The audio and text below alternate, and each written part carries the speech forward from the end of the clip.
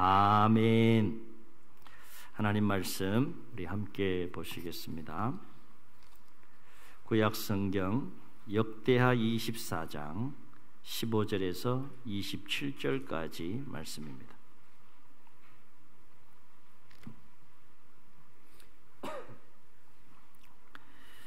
역대하 24장 15절에서 27절까지 말씀입니다.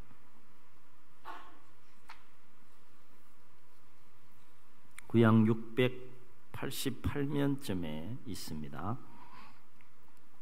교독하시겠습니다. 여호야다가 나이가 맑고 늙어서 죽으니 죽을 때에 130세라.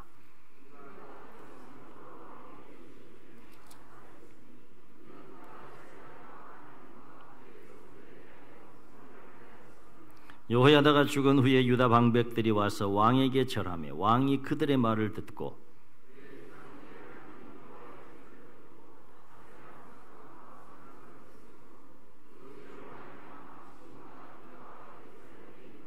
그러나 여호와께서 그들에게 선지자를 보내사 다시 여호와에게로 돌아오게 하려 하심에 선지자들이 그들에게 경고하였으나 듣지 아니하니라.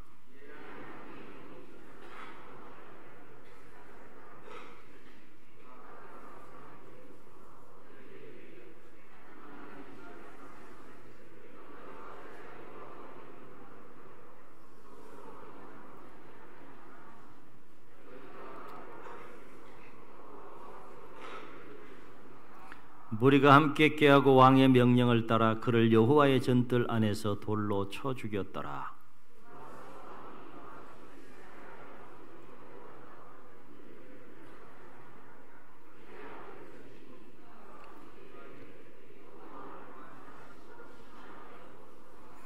일주년 말에 아람 군대가 요아스를 치려고 올라와서 유다와 예루살렘에 이르러 백성 중에서 모든 방백들을 다 죽이고 노략한 불군을 다메섹 왕에게로 보내니라.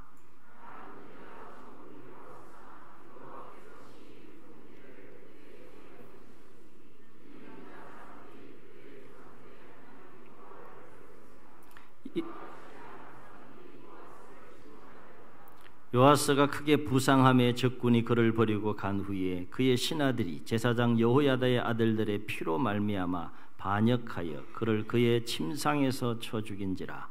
다윗성에 장사하였으나 왕들의 묘실에는 장사하지 아니하였더라.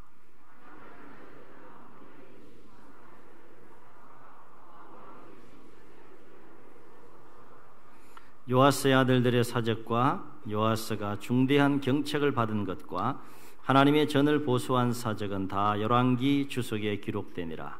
그의 아들 아마샤가 대신하여 왕이 되니라. 아멘. 성경은 우리의 인생을 경주에 비유합니다. 그래서 오늘 저는 한 왕에 관한 이야기를 통해서 우리가 인생의 경주를 승리하려면 어떻게 해야 될지 우리 함께 묵상하고 함께 기도하며 은혜를 나누려고 합니다.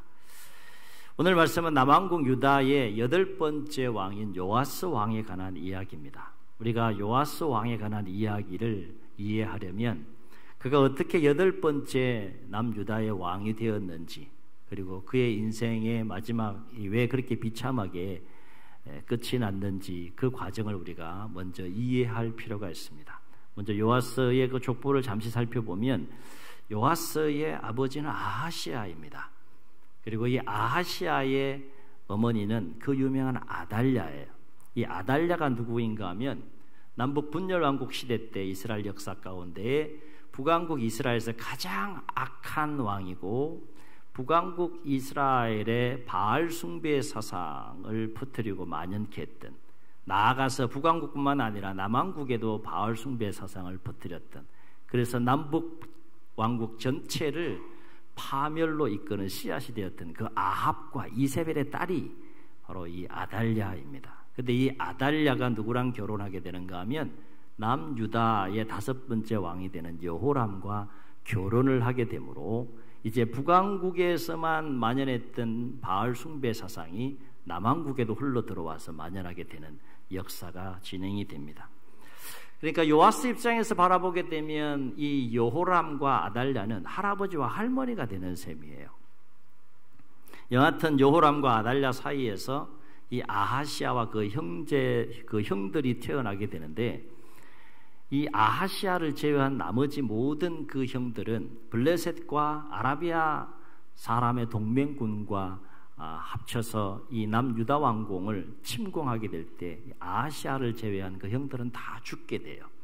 왜냐하면 여호람과 이 아달랴가 남유다에 바알 숭배 사상을 퍼뜨리고 역사에 감으로 인해서 하나님이 진노하셔서 심판의 도구로 블레셋과 아라비아의 연합군을 구성하게 하시고 남유다를 치게 했기 때문에 그렇습니다. 아하시아를 남겨두고 나머지 모든 형들이 다 죽게 돼요.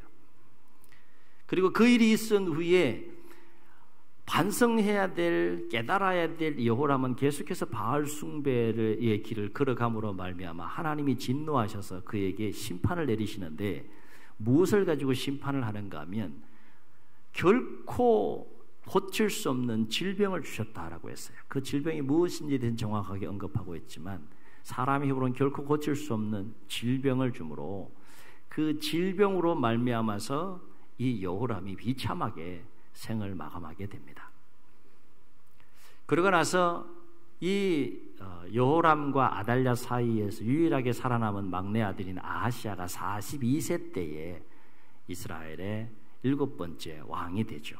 그럼 아버지의 그 역사 가운데 있었던 그 하나님의 심판의 모든 과정들을 다 봤다 그러면 그 아들 때는 그 새롭게 마음을 하나님 앞에 갖고 하나님 앞에 신실하게 왕으로서의 역할을 감당해야 되는데, 이 아하시아마저도 아버지의 길을 따라서 바알 숭배의 길을 걸어가게 됩니다. 그래서 하나님께서 이 아하시아를 누구를 통해서 치시는가 하면 북왕국 이스라엘의 심판의 도구로 예후라고 하는 사람을 통하여서 그도 왕이 되는데, 예후라고 하는 북왕국 이스라엘의 그 왕을 통하여서 남왕국 유다의 7번째 아하시아를 치게 합니다. 자, 그렇게 되면 이러한 상황 속에서 누가 왕권에 대한 욕심을 내는가 하면 누가 남았습니까? 아달랴가 왕권에 대한 욕심을 갖게 돼요. 상황이 욕심을 낼 수밖에 없는 상황이에요. 왜냐하면 남편인 여호람도 죽었죠. 그리고 또 아하시아를 비롯해서 모든 아들들이 다 죽임을 당한 가운데서 다윗 자손의 혈통으로 그 대를 이어서 왕이 오를 자로 남은 자들은 손자들밖에 없는 거예요. 어린 손자들밖에 없는 상황이에요. 그래서 할머니가 욕심을 품게 됩니다. 아주 악한 마음을 품게 돼요. 그래서 어떤 잔인한 일을 하게 되는가 하면 손자들을 다 죽입니다. 다윗 혈통의 씨를 완전히 다 제거하기 위해서 손자들을 다 죽이게 돼요. 사람이 이렇게 악해질 수 있어요. 그런데 이 아달랴가 손자들을 다 죽이는 그 과정 속에 하나님이 개입하십니다. 하나님이 개입하셔서 이 아달랴의 딸인 동시에 아하시아의 누이가 되는 여호세바라고 하는 이 여인을 통하여서 다윗 가문의 혈통을 보존하심으로 요하스를 살립니다. 살려서 6년 동안 몰래 양육해서 잘 자라도록 하는 모습을 성경을 통해서 보게 돼요. 그러니까 이 요하스는 하나님의 도우심과 은혜가 아니고는 결코 살 수 없었던 인물이에요. 그의 인생 자체가 하나님의 은혜로 시작된 것을 볼 수 있게 됩니다. 그리고 이 6년 동안 숨어서 성장하는 과정 속에 그 어간에 이 아달랴가 남유다를 통치하게 되는데, 이 아달랴는 다윗 가문의 씨가 아닌 자로서 유일하게 여왕으로서 남유다 왕을 20명의 왕 중에 유일하게 여왕으로서 남유다 왕국을 6년 동안 통치한 왕이에요. 잘 나갔죠? 거슬리는 상대가 없으니까요. 그러다가 7년째 되던 해에 당시 대제사장이 누구였는가 하면 여호야다라고 하는 대제사장이었는데, 이 여호야다가 하나님의 다윗과 맺은 그 언약을 통해서 다윗 왕조를 이어가야 하는 그 섭리 가운데, 하나님의 뜻과 섭리 가운데 개혁과 혁명을 일으킵니다. 우리 성경에서는 반역이라는 단어를 쓰고 있지만 요아스 입장에서는 반역이 될지 모르겠지만 그것은 하나님의 뜻과 섭리 가운데 일으키는 개혁과 혁명이 되겠습니다. 그렇게 해서 당시 제사장 여호야다에 의해서 이 아달랴는 죽임을 당하게 됩니다. 그리고 요아스는 성장하여서 이제 정상적인 왕으로서 통치 활동을 하기 전에 최연소 몇 살 때 왕이 되는가 하면 7살에 왕이 돼요. 몇 살이요? 통치할 수 있어요? 없어요? 최연소 왕이 돼. 하나님의 섭리 가운데 간달간달하게 다윗과 맺은 그 언약, 내 왕조가 영원히 서리라라고 하는 그 언약을 신실하게 기억하시면서 꺼져가는 불꽃과 불씨를 살려서 다시 왕조를 이어가게 하신 하나님의 섭리를 여기서 볼 수 있는데 7살에 왕이 됐기 때문에 직접 통치를 할 수 없어서 누구의 섭정을 받게 되는가 하면 당시 대제사장인 여호야다의 섭정을 받으면서 평생 하나님 앞에 신실했던 제사장, 평생 하나님을 뜨겁게 사랑하고 하나님 말씀과 뜻 안에 살았던 여호야다 제사장의 섭정을 받으면서 성장해 가면서 통치를 하게 됩니다. 참고로 오늘 말씀에 등장하는 이 대제사장 여호야다의 아내가 누군가 하면 바로 이 요아스를 살린 여호세바였어요. 그러니까 이 여호야다는 당시에 대제사장인 동시에 요아스 입장에서 바라보게 되면 고모부가 되는 그런 관계의 인물이었던 것입니다. 여하튼 하나님의 섭리 가운데 살아남아서 7살 때 왕이 된 이 요아스는 통치 초기에는 정말 여호야다의 그 가르침, 참된 하나님의 진리와 말씀의 가르침을 따라서 하나님 보시기에 정직히 행하고 하나님 보시기에 의롭게 행하고 하나님 앞에서 올바른 통치자로서의 그 역할을 잘 감당합니다. 그래서 바알을 숭배했던 아달랴와 그의 아들들이 거룩한 성전을 마구 바알 숭배와 신상들로 세워서 더럽혔던 그 예루살렘, 훼손했던 예루살렘 성전을 다 정리하고 정화하고 수리하는 일에 통치 초기에 전념합니다. 이 얘기는 뭔가 하면 여호야다의 섭정하에 요아스 왕이 통치 초기에는 전심으로 하나님을 경외하고 섬기고 사랑하는 삶을 살았다라고 하는 것이에요. 그러나 요아스는 자신의 영적인 스승이고 멘토인 여호야다가 죽고 난 이후에는 타락의 길을 걸어갑니다. 하나님을 버립니다. 하나님 말씀을 버립니다. 그리고 다시 아달랴가 쫓았던 우상 숭배를 숭배함으로 말미암아서 타락과 파멸의 길을 이 요아스는 걸어가게 됩니다. 그래서 오늘 말씀을 보게 되면 하나님은 요아스 선지자에게 계속해서 선지자를 보내요. 너 그렇게 살아서야 되겠느냐? 하나님께서 계속 선지자들을 보내서 요아스와 그 백성들의 죄악에 대해서 책망하고 고발하고 회개를 촉구하면서 하나님께 돌아오라고 그렇게 계속해서 하나님의 선지자들을 보내지만 요아스는 하나님을 무시합니다. 하나님의 선지자들을 무시하고 하나님 말씀을 무시하고 하나님 말씀에 전혀 귀를 기울이지 않는 모습을 보게 됩니다. 심지어 마지막에 이제 하나님께서는 여호야다의 그 아들인 대제사장이었던 여호야다의 아들인 그 스가랴 제사장을 요아스에게 보내서 책망했을 때 그 정도 되면 요아스가 마음을 좀 돌이키고 하나님 앞에 바로 설 법도 한데 오히려 더 완악해져서 어떤 일을 행하는가 하면 그 스가랴 제사장을 하나님이 보낸 스가랴 제사장을 백성들과 함께 꿰어서 돌로 성전들 앞에서 쳐서 죽이게 됩니다. 사람이 이렇게 악해질 수 있어요. 사람이 하나님을 떠나고 하나님의 말씀을 떠나면 마음이 완악해져서 하나님 말씀이 들리지 않는 거예요. 여러분, 하나님 말씀이 들리지 않는 그 자체가 심판인 줄로 믿습니다. 사람은 하나님의 말씀을 들어야 돼요. 하나님의 말씀이 들려야 돼요. 사람이 떡으로만 살 것이 아니라 하나님의 입에서 나오는 말씀으로 살 것이니라. 예수님께서 이렇게 말씀하셨잖아요. 하나님 매일매일 말씀하십니다. 66권 성경을 통해서 말씀하시고 자연을 통해서 말씀하시고 상황들을 통해서 말씀하시고 사람들을 통해서 말씀하시고 여러 가지 특별한 방법을 통해서 어쨌든 나에게 꼭 필요하고 내가 가장 잘 이해하기 쉬운 방식으로 하나님께서 매일매일 나에게 말씀하시는데 듣고자 하는 자는 그 하나님 말씀이 들리는 은혜가 있는 줄로 믿습니다. 들을 수 있어야 돼요. 그래 영혼이 살고 우리의 인생이 무너지지 않습니다. 그런데 하나님의 말씀이 들리지 않을 정도로 요아스의 그 마음이 완악해진 거예요. 그는 처음부터 그런 사람이 아니었어요. 하나님을 전심으로 사랑하고 경외했던 사람이 그렇게 바뀐 거예요. 하나님의 말씀이 들리지 않을 정도로 마음이 완악해지니까 사람을 쳐서 죽이는, 하나님의 보낸 그 선지자를 쳐서 죽이는 그 악한 행동까지 저지르게 되는 요아스의 모습을 보게 됩니다.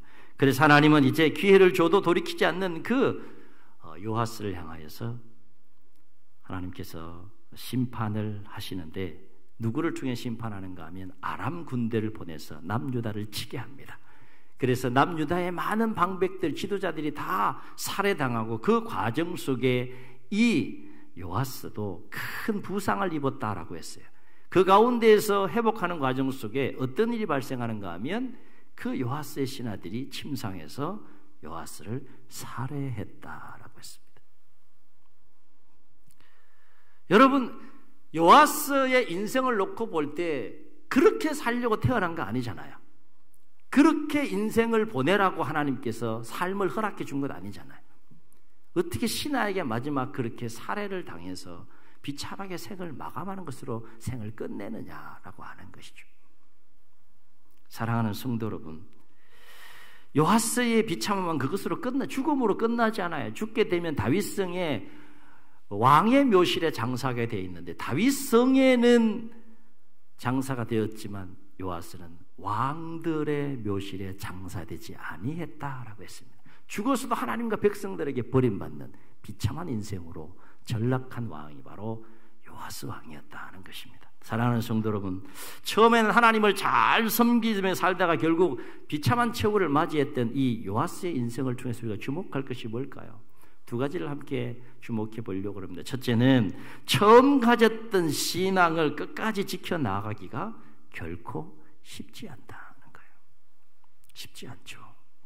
처음 신앙, 처음 마음, 처음 믿음, 처음 은혜, 그것을 잃어버리지 않고 끝까지 유지하면서 그 믿음과 은혜 안에 삶을 살아간다는 결코 쉽지 않은 것을 요아스의 인생을 통해서 우리가 다시 한번 보게 됩니다. 왜 쉽지 않을까요? 그렇습니다. 우리의 믿음과 우리의 신앙을 흔드는 온갖 수많은 유혹과 시험들이 끊임없이 우리를 공격해 오기 때문에 그래요. 얼마나 많은 신앙생활에 시험들이 있습니까? 얼마나 많은 유혹들이 있습니까? 야, 너 왜 그렇게 좁은 길 가? 왜 고리타분하게 살아? 꼭 그렇게 신앙생활을 해야 돼? 적당히 해도 되잖아. 이런 속삭임부터 시작해서 수없이 많은 시험과 유혹들이 얼마나 많아요. 처음에는 겉으로 하나님 앞에 신실했던 요아스가 결국 실족할 수밖에 없었던 이유가 뭡니까? 신앙의 멘토였던 여호야다가 죽은 이후에 요아스는 누구의 말을 들었더라?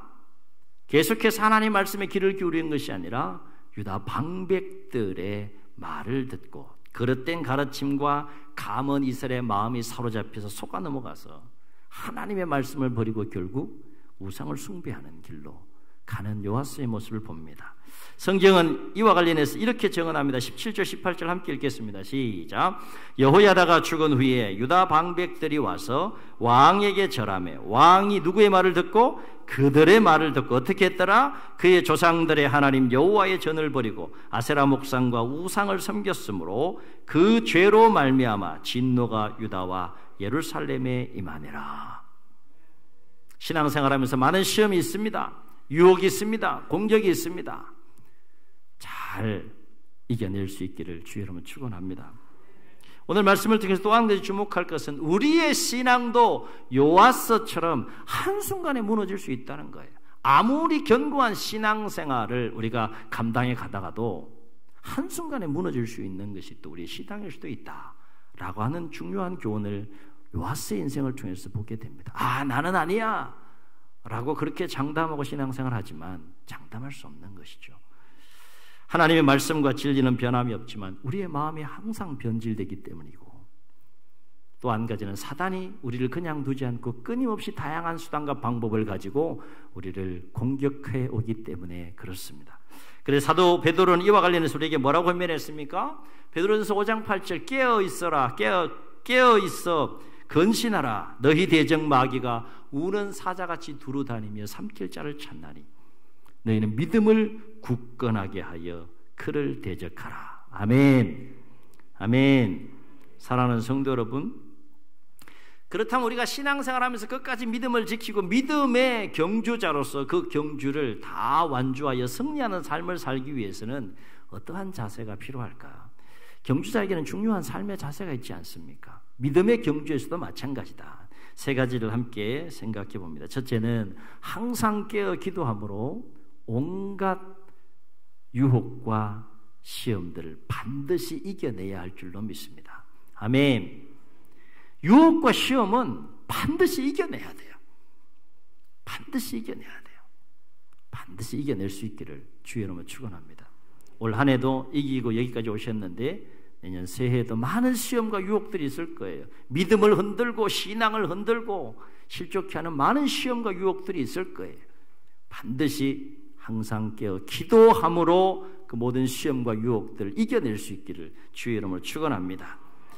믿음을 지키는 것은 우리 힘만 가지고 지켜낼 수 있는 것이 아니라 하나님의 절대적인 도움이 필요하기 때문에, 그리고 육적인 싸움이 아니라 영적인 싸움이기 때문에 우리는 기도함으로 그 모든 시험과 유혹을 이겨내야 된다라고 하는 거예요. 그래서 예수님께서 이와 관련해서 제자들에게 뭐라고 권면했습니까? 마태복음 26장 41절 시험에 들지 않게 깨어 기도하라. 마음에는 원이로되 육신이 약하도다. 아멘. 그리고 예수님께서 제자들에게 가르치시는 기도의 내용 중에 마태복음 6장 13절에 어떤 내용이 나와 있습니까? 우리를 시험에 들게 하지 마시옵고 다만 악에서 구하시옵소서 라고 너희는 기도하며 그렇게 살라 라고 예수님께서 말씀하셨어요. 주목할 것은 시험과 악과 관련해서 예수님께서 강조하시는 것이 뭡니까? 기도라는 거예요. 기도. 이 얘기는 기도하지 않고는 시험을 유혹을 이겨낼 수 없다는 겁니다. 달리 말하면 하나님의 도우심이 없이는 결코 우리 힘만 가지고는 그 시험과 유혹들을 다 이겨내며 우리의 믿음과 신앙을 지켜낼 수 없다라고 하는 것입니다. 두 번째, 우리가 믿음의 경주를 완주하려면 어떤 자세를 가져야 될까요? 우리는 항상 하나님의 말씀에 귀를 기울여야 할 줄로 믿습니다. 아멘. 요하스가 왜 실족했겠습니까? 여호야다의 가르침과 또 그의 지도를 따라서 하나님의 말씀에 귀를 기울이는 왕이 되었다. 왜 실족했겠어요? 그러나 안타깝게도 이 요아스는 하나님을 버리고 말씀을 버리고 유다 방백들의 가문 이설에 속고 거짓된 가르침에 마음이 사로잡혀서 결국에는 실족하고 넘어질 수밖에 없었던 모습을 보게 됩니다. 시편의 시인은 이렇게 노래합니다. 복 있는 사람은 악인들의 꾀를 따르지 아니하며 죄인들의 길에 서지 아니하며 오만한 자의 자리에 앉지 아니하고 오직 여호와의 율법을 즐거워하여 그의 율법을 주야로 묵상하는 자로다. 그는 시냇가에 심기운 나무가 철을 따라 열매를 맺으며 그 잎사귀가 마르지 아니함 같으니 그가 하는 모든 일이 형통하리로다. 아멘. 악인들의 꾀를 따르지 아니하며 죄인들의 길에 서지 아니하며 오만한 자의 자리에 앉지 아니하고 하나님의 말씀을 가까이 할 때, 하나님의 말씀에 귀를 기울일 때 우리가 실족하지 않는 삶을 살게 될 줄로 믿습니다. 왜 우리는 하나님 말씀에 귀를 기울여야 할까요? 두 가지 이유를 생각해 봅니다. 하나님의 말씀은 거짓이 아니고 진리이기 때문이고 우리의 삶의 지침서가 되기 때문에 그렇습니다. 거짓이라면 따를 필요가 없죠. 여러분, 진리가 있으면 뭐가 있습니까? 거짓이 있는 거예요. 진리가 역사하는 곳에 진리만 역사합니까? 거짓도 역사하는 거예요. 잘 구별하고 잘 분별할 수 있기를 주의 이름으로 축원합니다. 그래서 예수님은 제자들을 위해서 요한복음 17장에 보면 그 유명한 중보기도하는 장면이 나오는데 제자들을 위해서 이렇게 중보하며 기도해요. 요한복음 17장 17절 그들을 진리로 거룩하게 하옵소서. 한번 따라해 보시겠습니다. 아버지의 말씀은 진리니이다. 아멘. 아멘. 그리고 시편의 시인은 이와 관련해서 뭐라고 노래하는가 하면 시편 119편 105절 그 유명한 말씀, 주의 말씀은 내 발의 등이요 내 길의 빛이니이다. 아멘. 주의 말씀은 내 발의 등이요 내 길의 빛인데 어둠 가운데 간다 할지라도 그 말씀의 조명을 받으면서 걸어가니 실족하지 않는다는 거예요. 우리는 왜 하나님 말씀에 귀를 기울여야 할까요? 또 한 가지 중요한 일은 우리의 삶은 철저하게 하나님의 주권 아래에 있기 때문에 그렇습니다. 이것은 끊임없이 강조해도 지나치지 않아요. 우리의 삶은 철저하게 하나님의 주권 아래에 있어요. 요아스를 위기 가운데 살리신 이가 누굽니까? 하나님이. 요아스를 축복하신 이가 누굽니까? 하나님이. 그가 죄악 가운데에서 있을 때 그를 심판하신 이가 누굽니까? 하나님이. 요아스의 인생은 처음부터 끝까지 하나님의 주권 아래에 있었어요. 요아스가 그것을 깊이 깨달았다 그러면 왜 하나님을 떠나겠습니까? 깨닫지 못한 거예요. 분별하지 못했던 거예요. 그럼 우리가 믿음의 경주를 완주하려면 반드시 우리를 향한 하나님의 말씀에 귀를 기울여야 할 줄로 믿습니다. 이것은 경주자가 경주에 승리하려면 경주에 필요한 그 룰을 정확하게 알고 그 룰을 정확하게 지키며 그 경주에 집중하고 그 경주에 최선을 다해야 하는 것과 똑같은 이치입니다. 우리가 믿음의 경주를 한다 그러면 하나님께서 그 믿음의 경주를 완주하고 승리할 수 있도록 하기 위해 주신 그 룰이 하나님의 말씀이라는 거예요.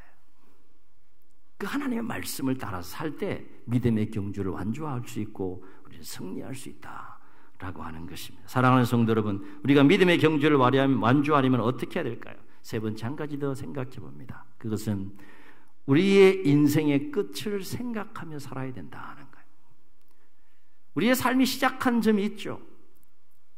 언제 끝날까요? 여러분의 인생이 언제 끝날까요? 그거 생각하고 또 맞추려고 하시는 분들이 있어요. 언제가 될지 모르겠지만 끝이 나요. 끝이. 그런데 우리는 그 인생의 끝에서 누구를 만나게 된다는 겁니까? 성경의 말씀이 진리라면 우리는 그 인생의 끝에서 우리의 삶을 평가하시는 하나님을 만나게 될 것이고 하나님 앞에 서야 한다라고 하는 것입니다. 삶은 인생과 죽음으로 끝나지 않습니다. 인생과 죽음으로 끝나지 않는다고 성경은 이야기해요. 죽음 이후에 무엇이 있다고 얘기를 합니까? 심판이 있다고 얘기를 해요. 히브리서 9장 27절 사람이 한 번 죽는 것은 정해진 것이요 그 후에는 무엇이 있다고요? 심판이 있다. 우리의 긴장감이 여기에 있는 것이죠. 그렇습니다. 인생은 단 한 번밖에 살 수 없는 기회입니다. 그리고 이 단 한 번의 인생을 가지고 우리는 하나님 앞에 서서 영원한 심판을 받아야 한다라고 하는 것입니다. 사랑하는 성도 여러분, 연말입니다. 지금까지 잘 달려오셨습니다. 옆 사람 한번 격려하시고 축복하시겠습니다. 지금까지 잘 달려오셨습니다. 지금까지 잘 지키셨습니다. 아멘. 아멘. 어찌 되었건 여기 앉아 계세요. 하나님 앞에 앉아 있잖아요. 잘 지키신 거예요. 승리하신 거예요. 2018년도 승리한 줄 믿습니다. 이렇게 그냥 예배드리다가 끝나면 얼마나 좋겠어요. 그죠? 아니신가? 남아서 할 일이 더 있으신가? 어쨌든 여기까지 우리는 승리했습니다. 믿음 지켰습니다. 과정 속에 잠시 실족하고 넘어지는 있어도 여기까지 왔어요. 그런데 우리의 삶은 여기서 끝나지 않기 때문에 하나님께서 우리의 호흡을 거두시는 그날까지 이렇게 지금까지 지켜왔던 그 신앙이 한순간에 무너질 수 있다라고 하는 영적인 긴장감을 가지고 첫째, 항상 기도함으로 모든 시험을 이겨내시고 항상 하나님의 말씀에 귀를 기울이시고 우리의 인생 끝에 하나님의 심판이 있음을 기억하면서 이 땅에서 믿음의 경주를 잘 완주하시고 우리 모두 주님 앞에서는 그날까지 실족하지 않고 최후에 아름답게 승리할 수 있는 우리 모두가 될 수 있기를 주의 이름으로 축원합니다. 축원합니다. 우리 말씀을 기억하시면서 함께 찬양하시고 기도하는 시간 갖도록 하겠습니다. 주님 다시 오실 때까지 나는 이 길을 가리라. 좁은 문 좁은 길 나의 십자가 지고 나의 가는 이 길 끝에서 나는 주님을 보리라. 말씀을 기억하며 기도하는 마음으로 찬양합니다.